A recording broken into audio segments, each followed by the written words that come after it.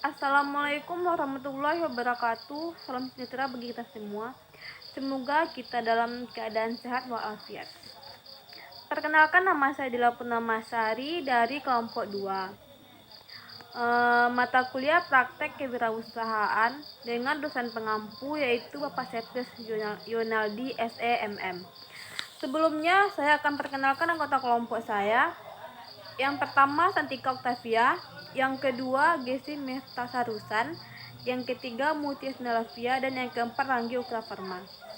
Baiklah, saya sendiri yang akan menjelaskan pada slide pertama, yaitu studi kelayakan bisnis telur kribo.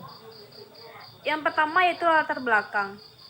Bisnis kuliner merupakan salah satu bisnis yang banyak diminati oleh dan memiliki prospek masa depan.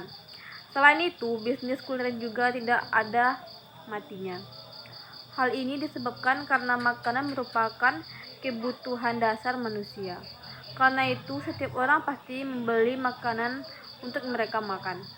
Keadaan inilah yang menunjukkan adanya peluang untuk memulai bisnis kuliner untuk menambah pendapatan.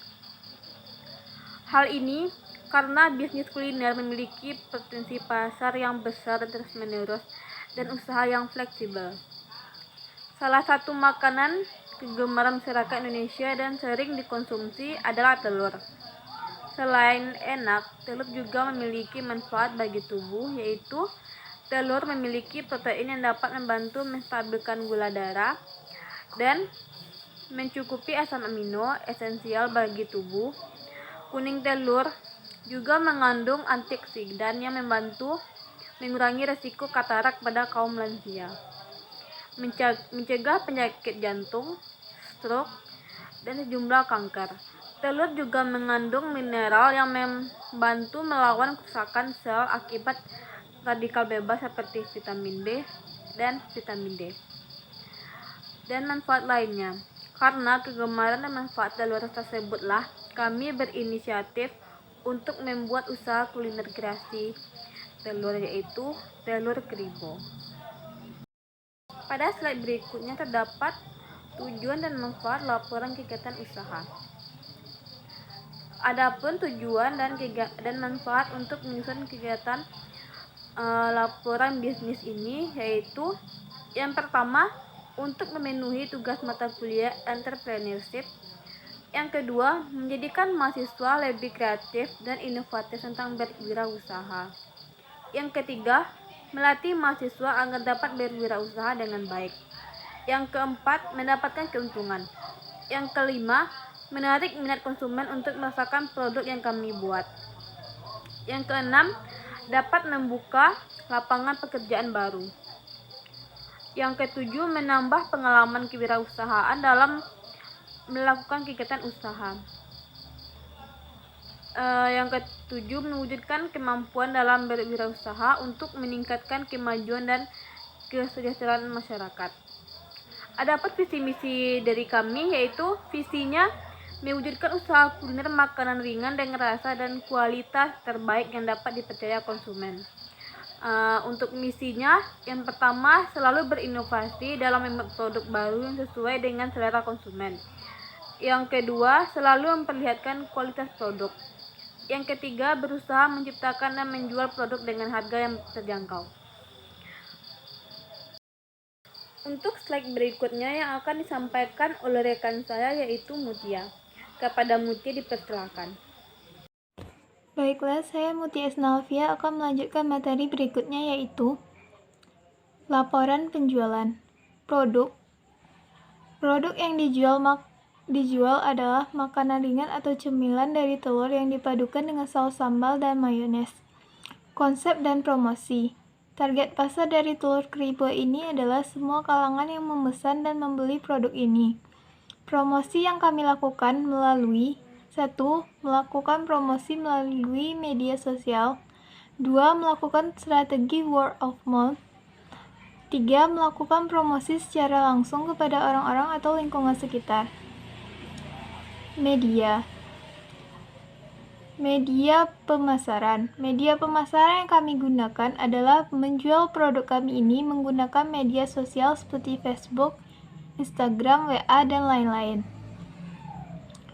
Harga produk yang kami tawarkan murah dan terjangkau bagi semua kalangan. Adapun harga produk yang kami tawarkan seharga Rp5.000 per bungkus. Terima kasih kepada saudari Mutia. Slide berikutnya yang akan disampaikan oleh rekan saya, Gesi. Kepada Gesi dipersilakan. Assalamualaikum warahmatullahi wabarakatuh. Baiklah, saya akan melanjutkan materi, yaitu proses pembuatan telur kribo. Cara pembuatannya yaitu siapkan bahan-bahan yang diperlukan. Selanjutnya, kocok telur yang sudah dicampurkan dengan bumbu penyedap. Dadar telur tipis menggunakan teflon, lalu gulung. Setelah itu, potong-potong telur dadar. Siapkan adonan basah dan kering. Adonan basah campuran tepung terigu dengan bumbu penyedap dan adonan kering. Campuran tepung terigu dengan tepung serbaguna sajiku.